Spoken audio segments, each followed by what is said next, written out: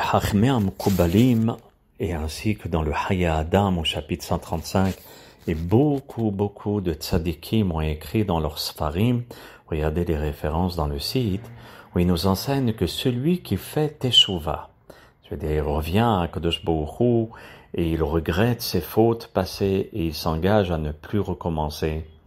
Et il le fait même le dernier jour de l'année. Ça veut dire la veille de Rosh Hashanah. Alors, cette personne-là est considérée comme s'il avait fait Teshuvah toute l'année. Regardez combien le dernier jour de l'année est important, c'est-à-dire la veille de Rosh Hashanah.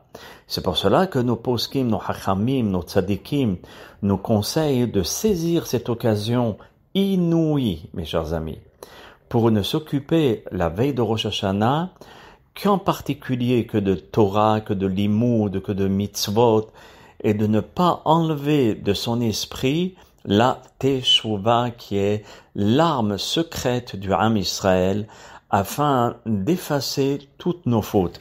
Et il faut savoir quelque chose de très important. Qu'est-ce qui fait à ce que malheureusement nous souffrons ou bien nous avons des malheurs ou des problèmes ou des difficultés de santé, de parnassa, de zivug? C'est beaucoup par rapport à nos fautes. Si la personne fait teshuva, donc automatiquement, il efface ces fautes-là. Et s'il fait teshuva, mais ahava, ça veut dire avec l'amour. Qu'est-ce que ça veut dire avec l'amour? Qu'est-ce que j'ai pas fait de faire de la peine à Kadosh Baruch Hu? Je n'aurais pas dû faire de la peine comme ça. Et vraiment, il est mitztaher, il a de la peine d'avoir causé de la peine à Kadosh Baruch Hu. Vous voyez, cette personne-là, il regrette tellement qu'il s'engage à ne plus jamais recommencer. Même si chas v'chalela, après, il risque de tomber, mais il a pris l'engagement de ne plus recommencer. Hashem Yitbarach efface toutes ses fautes et automatiquement, il efface aussi les souffrances et les difficultés, et les malheurs, etc.